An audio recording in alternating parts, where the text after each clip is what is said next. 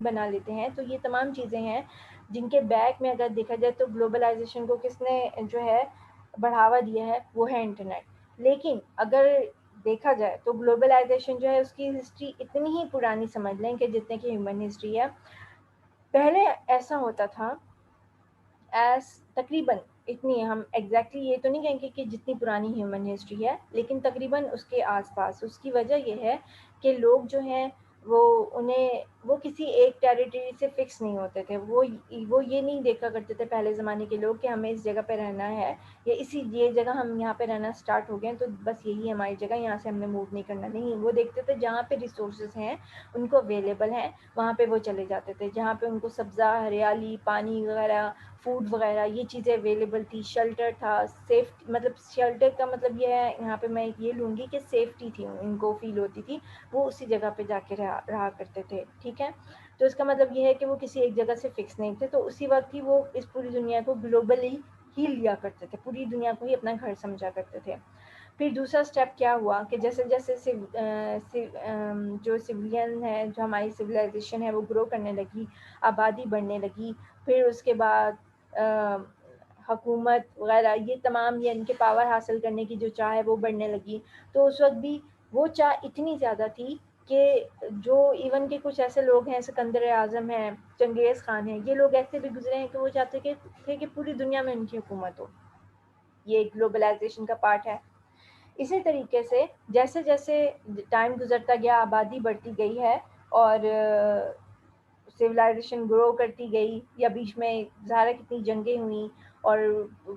صرف یہ نہیں کہ صرف ایک دو جگہوں میں ہی تباہی ہوئی، اچھی خاصی تباہی بھی ہوئی. تو یہ بھی گلوبلائزیشن کا ہی، یعنی کہ ایک جگہ پہ اگر کچھ ہو رہا ہے، برا ہو رہا ہے، اگر اس کو کنٹرول نہیں کیا جا رہا تو اس کا مطلب یہ ہے کہ وہ آگے آگے وہ چیز پھیلے گی. تو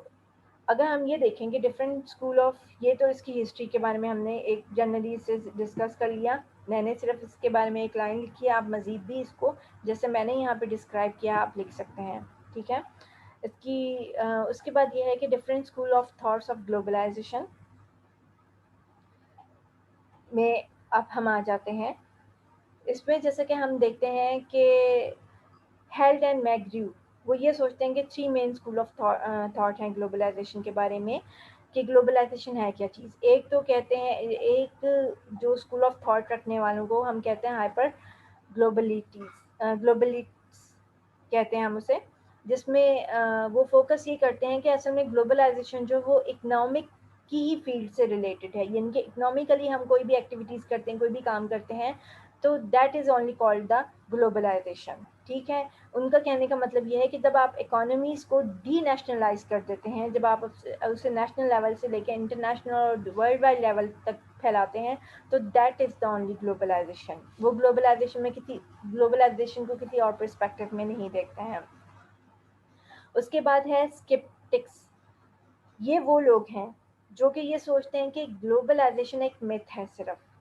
ایک متھ ہے، ایک فرضی کہانی ہے، یہ فینٹیسی ہے. فینٹیسی ہے،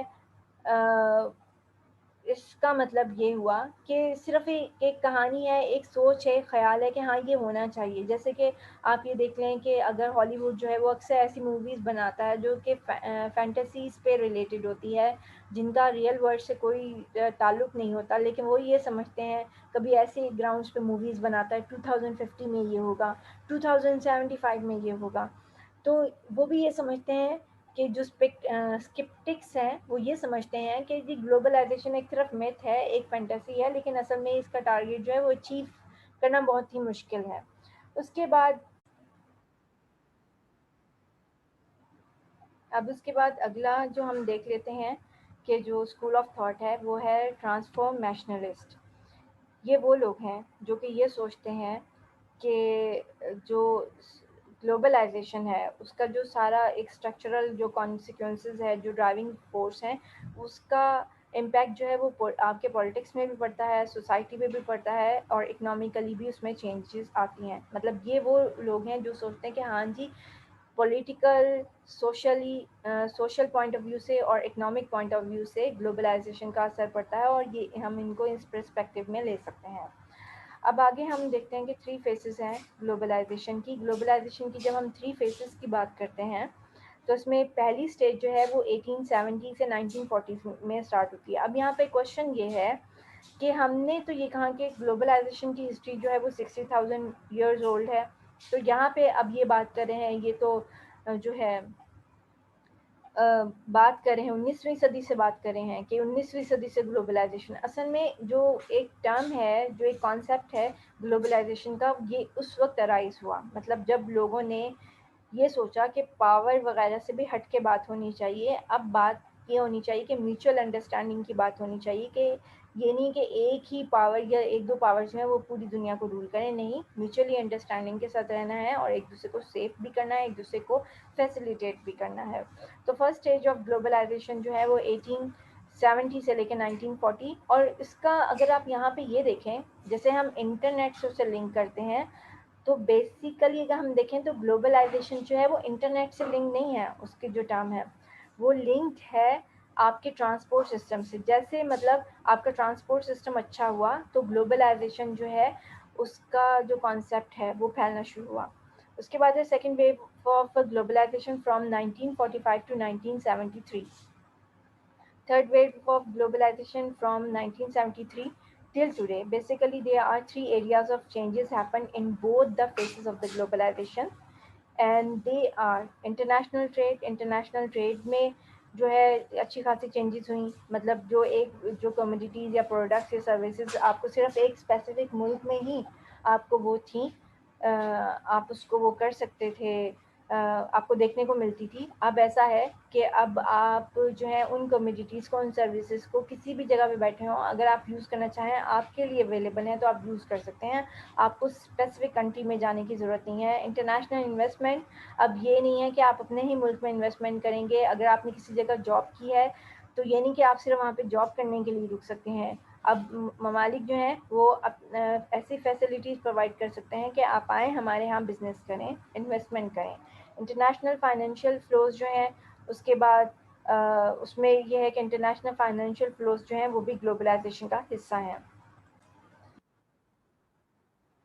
اب ہم آ جاتے ہیں سائلنٹ فیچرز آف گلوبلائزیشن پہ، کہ گلوبلائزیشن کے سائلنٹ فیچرز پہلے میں نے ڈسکس کیا تھا کہ فیچر جو ہیں، کوئی بھی ایک ایسی ٹرم ہے، کوئی بھی چیز ہے، اس کے فیچرز آپ کو ضرور پتہ ہونے چاہیے، اچھے طریقے سے اس کی ڈیفینیشن پتہ ہو، کیونکہ اگر آپ کو اس کی ڈیفینیشن پتہ ہوگی اس کا مطلب آپ چیزوں کو ایکسپلین کر سکتے ہیں، اور ایک تو آپ کو اس کے فیچرز پتہ ہونے چاہیے۔ تو فیچرز میں اس میں یہ ہے کہ لبرلائزیشن کی طرف آتا ہے،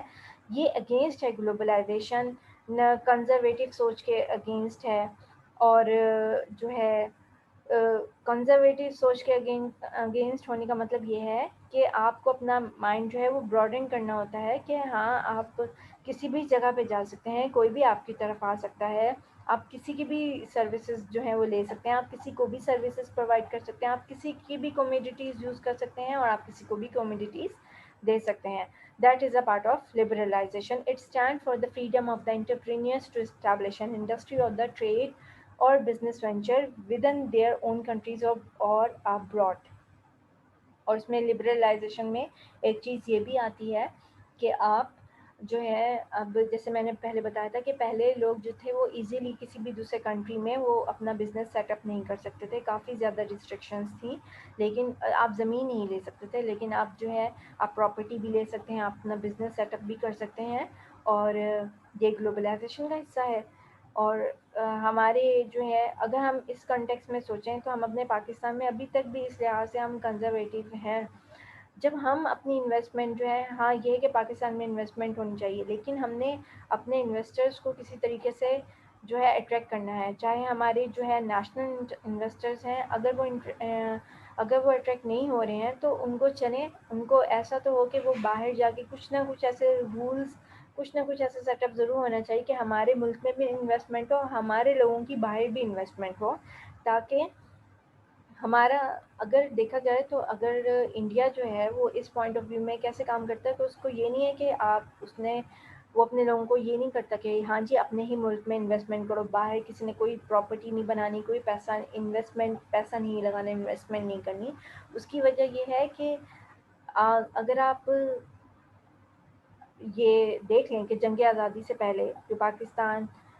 جو بر صغیر میں ہوئی، بر صغیر ہند میں جو جنگ آزادی ہوئی، اس سے پہلے کا اگر آپ بیک گراؤنڈ دیکھ لیں تو انگریز جو تھے وہ تجارت کے نام پہ، ٹریڈنگ کے نام پہ آئے تھے اس ملک میں۔ تو کسی بھی اگر آپ اپنا انفلوئنس بڑھانا چاہتے ہیں، میں نیگیٹو سینس میں نہیں کہہ رہی، لیکن اگر کسی بھی ملک کے ساتھ آپ اپنے اچھے ریلیشنز رکھنا چاہتے ہیں، ان کے ریسورسز سے فائدہ اٹھانا چاہتے ہیں،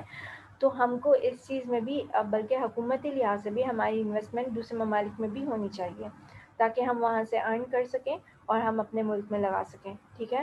کیونکہ ارننگ کے لیے ایک چیز یہ بھی تو ہوتی ہے نا کہ آپ کے پاس مارکیٹ ہو، آپ کے پاس مارکیٹ ہی نہیں ہے، لوگوں کی پرچیزنگ پاور ہی نہیں ہے، وہاں پہ انویسٹمنٹ جب آپ کریں گے تو آپ کو سوچ سمجھ کے کرنا ہوگی، مطلب ایسے کوئی پروڈکٹیو معنوں میں آپ کو انویسٹمنٹ کرنا ہوگی، ایسے ٹیکنیکل وے میں کہ لوگوں کو امپلائمنٹ بھی ملے اور اس سے سبھی فائدہ اٹھائیں، مطلب انویسٹرز بھی فائدہ اٹھائیں اور وہاں کے رہنے والے لوگ ہیں وہ بھی فائدہ اٹھائیں۔ یہ ہے لبرلائزیشن۔ تو اس میں ہمیں خود کو بھی، پاکستان کو بھی، خود کو بھی اس بارے میں سوچنے کی ضرورت ہے کہ ہمیں کیسے دوسرے ممالک کے ساتھ، یہ نہیں کہ صرف ہمیں ان کے ساتھ ٹاک کرنی ہے، انٹرنیشنل ہمیں صرف گورنمنٹ لیول پہ، فیڈرل لیول پہ ہمیں ان سے بات چیت کرنی ہے، چاہیے ٹریڈنگ ہے وہ نہیں، ہمیں اپنے پرائیویٹ سیکٹر کو بھی زیادہ جو ہے وہ کرنا چاہیے کہ ہمارا پرائیویٹ سیکٹر ان کے پرائیویٹ سیکٹر سے، یہ جو بھی ہے آپس میں ان کا کمیونیکیشن اچھا ہو اور انویسٹمنٹ جو ہے وہ دونوں طرف سے ہو رہی ہو۔ اس کے بعد یہ ہے کہ فری ٹریڈنگ میں جب ہم آ جاتے ہیں، فری ٹریڈ جو ہے وہ بھی اس کے سائلنٹ فیچر میں ہے کہ ممالک کے درمیان میں فری ٹریڈ ہو، یعنی کہ کموڈیٹیز کا ایکسچینج جیسے ہو کہ ٹیکس ٹیرف وغیرہ کم لگے۔ Globalization of the economic activity, اس میں یہ ہے کہ اکنامک ایکٹیویٹی کی گلوبلائزیشن جو ہے، بیسیکلی گلوبلائزیشن کو بے شک کچھ لوگ جیسے کہ یہ کہا جاتا ہے کہ گلوبلائزیشن جو ہے وہ تمام پرسپیکٹیوز میں ہم اس کو لیتے ہیں، لیکن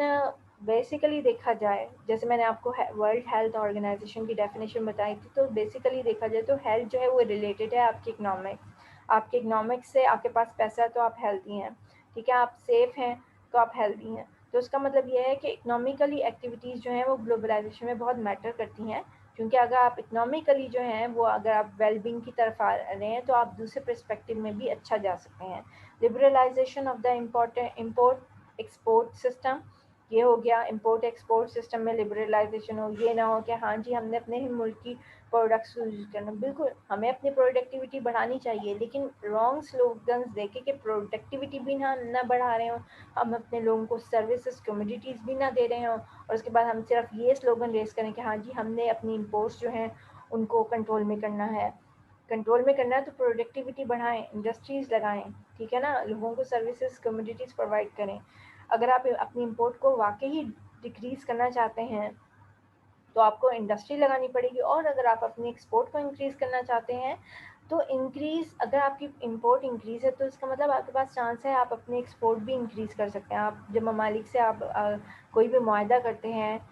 یا ایون کہ پبلک یا پرائیویٹ لیول پہ اگر معاہدے کیے جاتے ہیں تو ہاں جی آپ ہماری یہ چیز لیں، ہم آپ کی یہ چیز لیتے ہیں، اس پہ یہ ٹیکس بیریئرز نہیں ہوں گے، تو یہ تمام چیزیں، یعنی کہ ہم ون سائیڈڈ وے میں نہیں چل سکتے۔ ون سائیڈڈ وے میں چلیں گے تو فائدہ جو ہے یہ ہماری ہمارا جو ہے دقیانوسی پن، ہم اپنے آپ کو کنزرویٹو ہی شو کریں گے۔ اس کے بعد ہے پرائیویٹائزیشن، جو ہے چیزوں کو سوشلزم جو ہے وہ پرائیویٹائزیشن کے اگینسٹ ہے۔ پرائیویٹائزیشن کا مطلب یہ ہے کہ ہر کسی کو رائٹ ہو کسی بھی سینس میں وہ ٹریڈ یا اپنی ٹریڈنگ کر سکے، اپنی سروسز کمیونٹیز جو ہے وہ پرووائڈ کر سکے، مطلب یہ نہ ہو کہ ہاں جی اگر فار ایگزامپل ایک سمپل سی بات ہے، اگر ایک جو ملک ہے وہ یہ کہتا ہے کہ میں نے اپنے ہی ملک کے بچوں کو صرف پڑھانا ہے، میں نے دوسری جگہ کو اسکالرشپ نہیں دینا، that is not the part of the globalization, ٹھیک ہے۔ اس کے بعد یہ ہے پرائیویٹائزیشن کا مطلب یہ ہے کہ پرائیویٹلی بھی آپ کچھ فائدے حاصل کر سکیں، لوگوں کو یہ احساس ہو کہ وہ خود بھی انڈیپینڈنٹ ہیں، وہ اپنے لیے کچھ کر سکتے ہیں، اور فرمز ہیں، کمپنیز ہیں، جو بھی ہیں۔ اس کے بعد انکریز کولیبریشن